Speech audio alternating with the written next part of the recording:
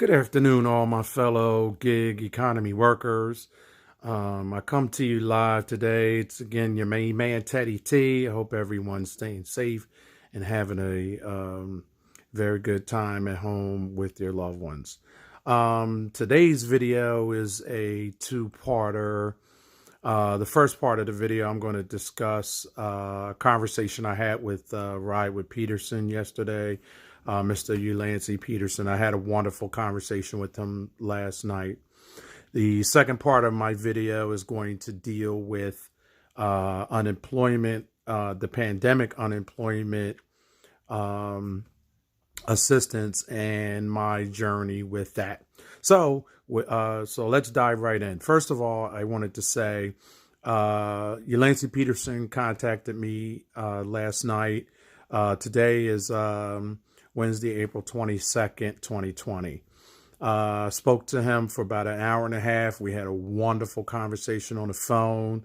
He is doing much better. He wanted me to let all of you guys out there that are familiar with him to know that he is improving. He is getting physical therapy. He's still at the VA hospital out in California. I'm not sure what part of the state, but he's in California. He is doing better. He is regaining some feeling in the left side of the body. Now, he had a stroke, which has been described as a PCA, posterior cruciate anterior. I believe that's the terminology for PCA. But anyway, what it is it's a series of blood vessels that supply blood to the brain. And apparently at some point, those vessels had become clogged. Part of why he is still hospitalized is the fact that he got to the hospital a little bit too late to administer a drug. There's a powerful drug. He told me the name of the drug. I can't remember. A lot of these drugs are very hard to even pronounce the names.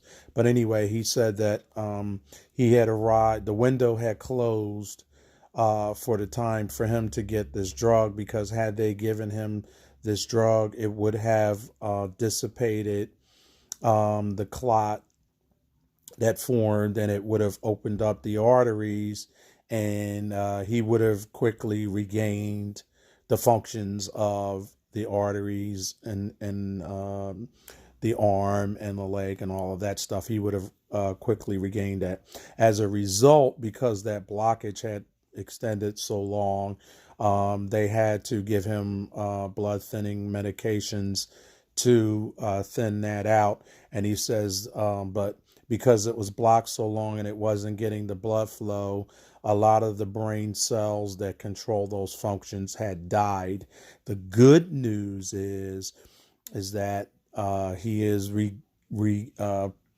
because the blood is flowing properly now, he is getting a new pathway for the neurons to travel so that they can send the necessary messages to the necessary muscles to get them going again. So he is going through physical therapy and rehab right now, and he sounded in very, very good spirits, which was a very good sign.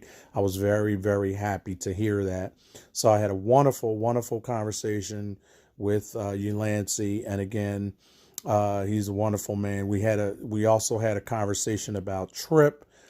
And for some of you out there, I realized that some of you knew that he had an association with Trip, and he explained that his association with them was pretty much he was going on the information that was supplied to him through Trip and its representatives.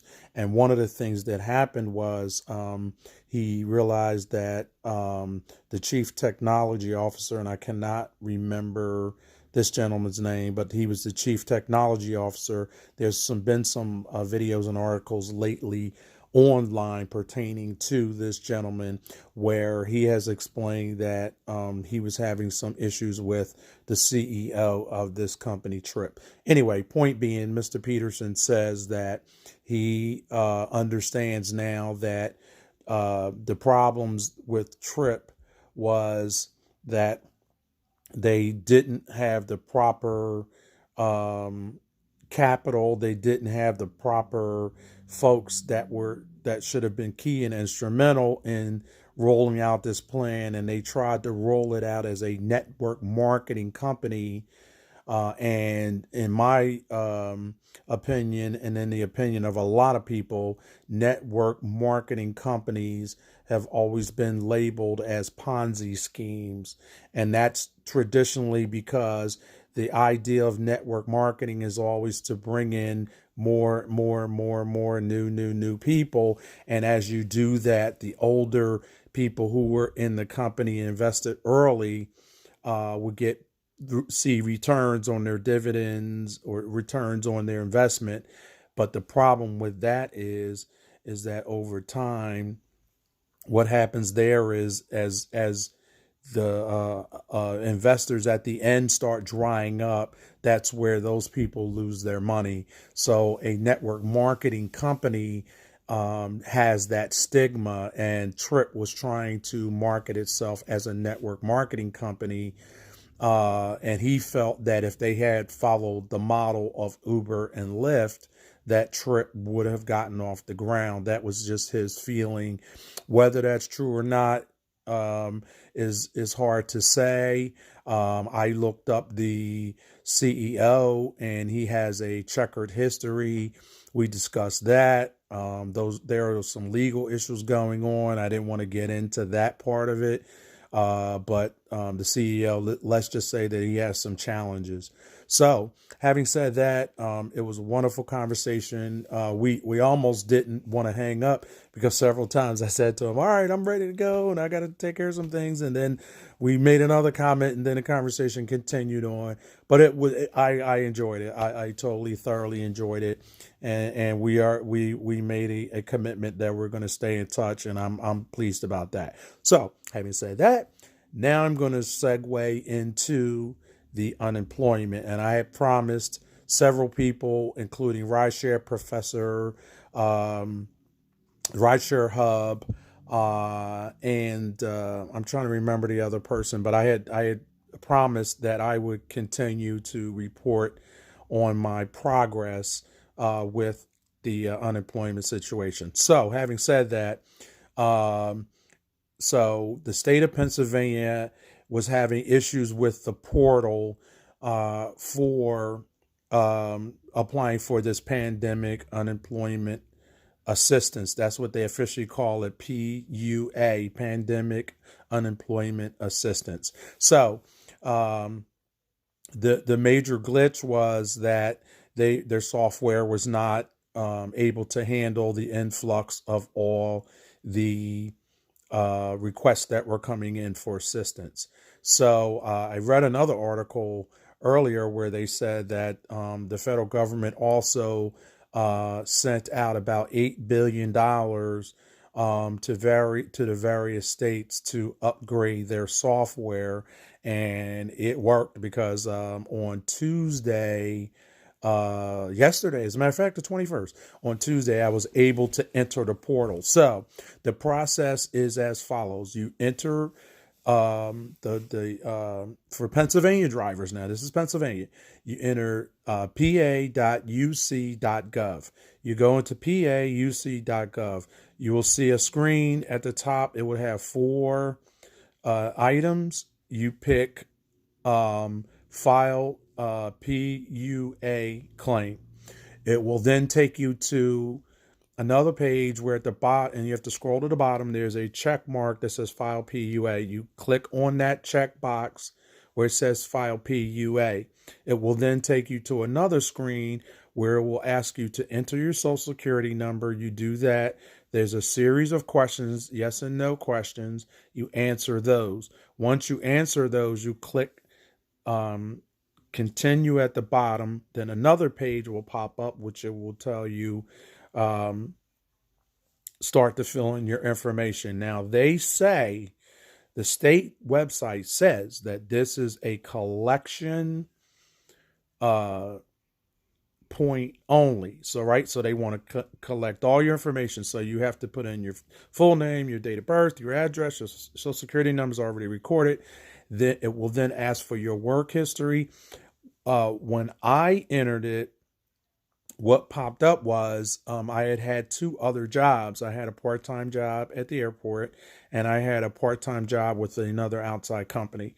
What happened there was they gave me the two names of the entities. I won't name them, but they gave me the two names of the entities. I verified that I was employed and the dates of the employment. What happens then is they then build a box and they put your employment work history in there. You can add other history if you think that it's relevant. You don't have to, but you can. Then it goes to another screen. They'll ask you to either submit your W-2, your Schedule C, your 1099, whatever you have. So I just happen to have my W-2. I just happen to have my tax return already loaded on to my file. So I just clicked I just chose that file and submitted that, so they can see everything. They can see all the information that they need to see. And then it goes on to the next page. It will ask you a series of questions. Then it will ask you, at the bottom, it will ask you, do you wish to add any employment history? You can, if you say yes, then you have to add it, put the dates, and they ask you certain information about your employer, dates, times, whether you're still employed or not employed, if you left, was the reason, did you retire, whatever the reason is. Then at the bottom, it will say continue. You continue on. Then there's another series. And then at the end, and as you go step by step, it will at the top, you will see a green check mark as you go through the, because at first is eligibility, then certification, then it'll say work history, and then it'll say at the bottom, then you have to certify that under penalty of perjury that I agree that the information is true, correct, and complete to the best of my knowledge. You check that, and then so it's basically like an electronic signature saying that you, under penalty of perjury, agree and attest and affirm that this information that you submitted is true and correct to the best of your knowledge, which to the best of my knowledge it is. So then once you do that, then it will give you a confirmation. It will say, okay, click the next. And then once you click it, it will give you a number and it will say, this is your application number. What I did was took a screenshot of it, or you can just email it to yourself, or just take a screenshot if you have your phone available. So that's what I did, because I actually filled out the entire application, believe it or not, on my phone. I couldn't believe I did that. I wanted to do it on a computer, but it wasn't available at that moment. I was away from the computer. So point being, it was a pretty painless process. It was information that I needed. One of the things that made it a little easier for me was that I had my W-2, and I just had to kind of go back and forth and break down the numbers because they asked you you can break your income down either by year, by month, by week, bi-weekly, by quarter. They give you a lot of options. So I just chose the yearly option, which made it easier. I could just put the number in, because then now it made it easier for me. I don't know if it's easier for them, because they may have to go in and break that down and figure out what your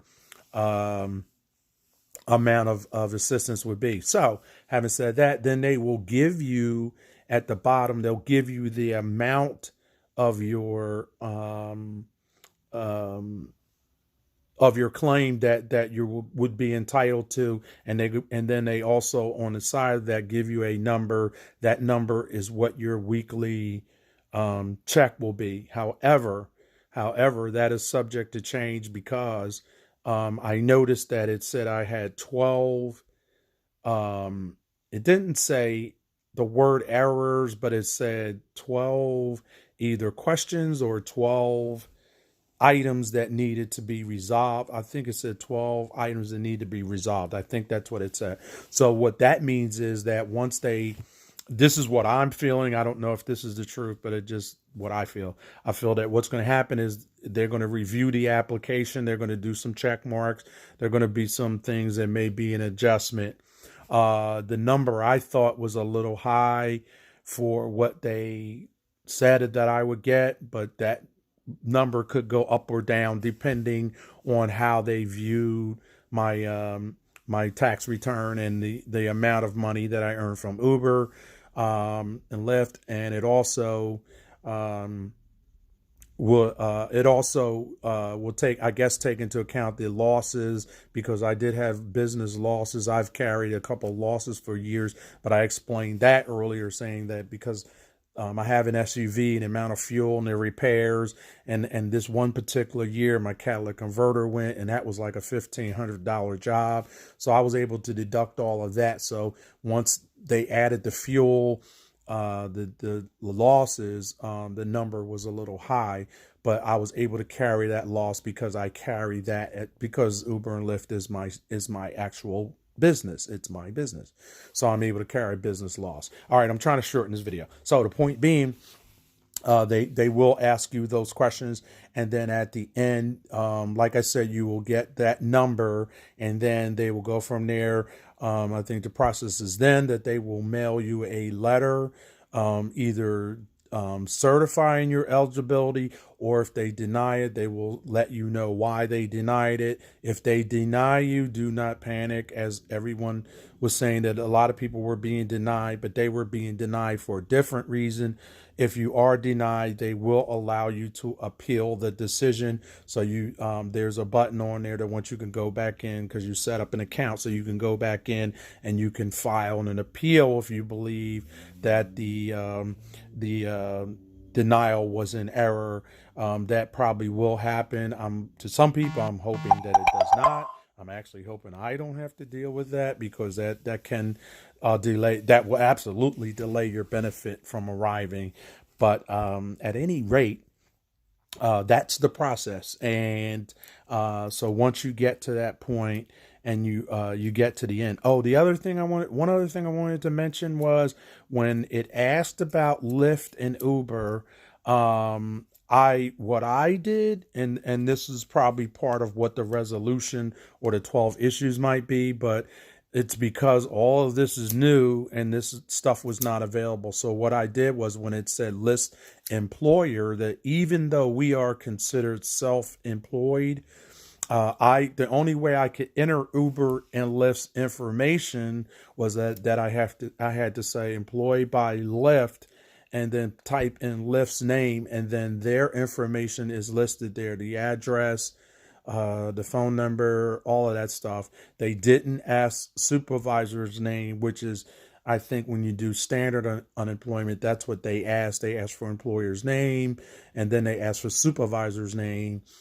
So I just put Lyft, and then underneath I put Uber, and their information was already pre-populated in this screen once I typed the name in. So what happened there was, what happened at that point there was, once I got to the bottom of that, when it asked occupation, I said rideshare driver, and when it asks you that, it also lists a occupation code, because the state has a whole plethora of occupations and they're all coded, and rideshare driver was not coded. So what I put in was the closest thing that I could to that occupation was taxi and chauffeur driver. So I put that in. So I'm pretty sure that once my application is reviewed, they're going to call me and ask me about that. And so it's easily explainable in that was the closest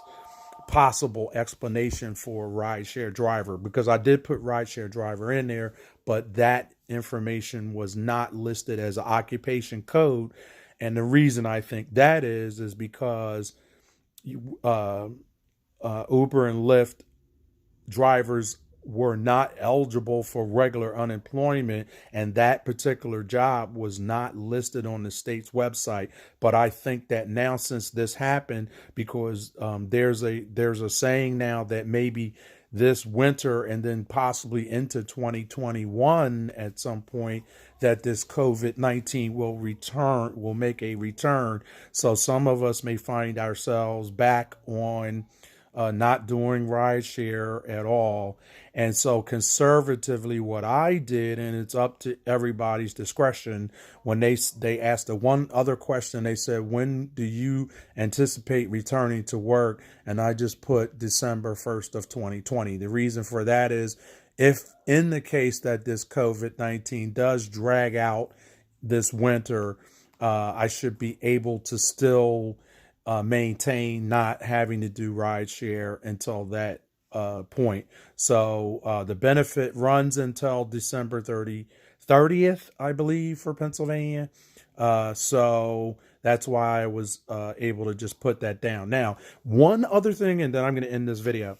There's a lot of questions out there. People say, can you do rideshare and still collect an unemployment?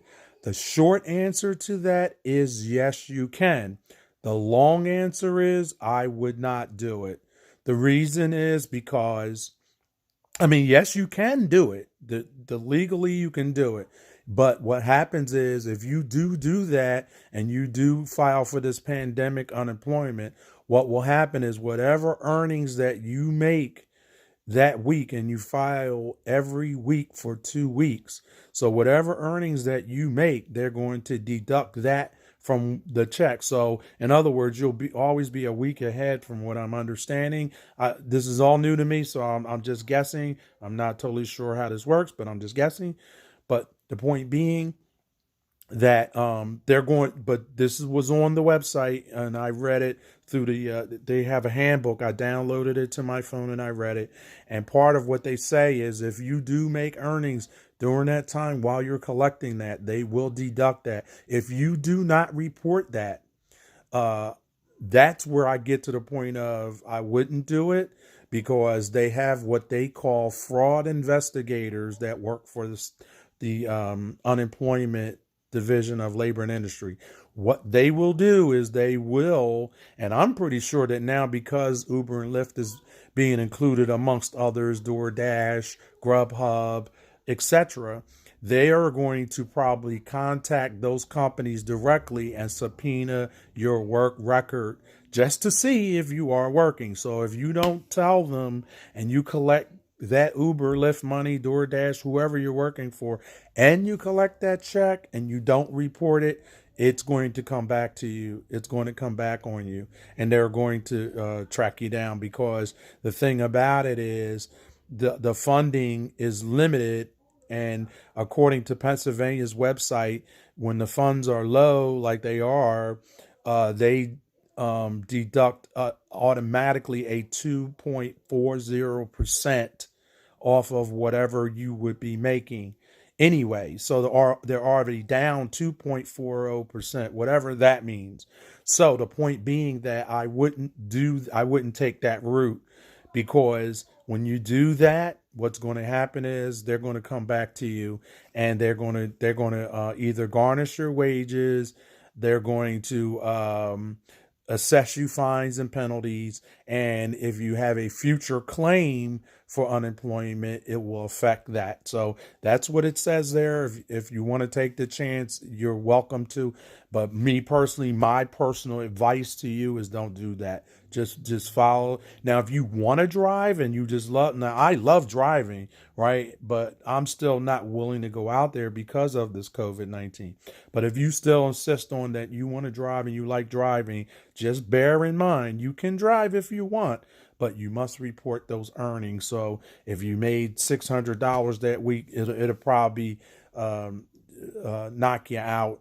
You won't get a check. So it's a simple thing of, it's called double dipping, and you can't do it. So the short answer is yes, you can. The long answer is no, I wouldn't, but you can. All right. So having said that, have a wonderful day. Hope everyone stays safe and follow your guidances. And we're supposed to have a soft opening here around May the 8th in Pennsylvania. Looking forward to that, but I'm still following the precautions, and I would rather wait until this thing is really peaked and lowered, and we're back in track, and I'm probably not going to be driving for a couple of more months at least. But anyway, you guys have a great day, and I'll catch you on my next video. Remember to comment below and like and subscribe to my channel. I appreciate all my subscribers. I have broken over double digits. I'm trying to get to triple digits. I'm not there yet, but I'm already in double digits. And I thank all of you guys for being my supporters. And I just ask that you please like my video, subscribe, and make your comments down below the video. Thank you very much. I'm sorry I just dragged it on, but this was a very, very important topic. And next time I'll probably try to break them up. I didn't realize I was going to get this deeply involved into it. At any rate, take care, have it, and I'll see you on my next video.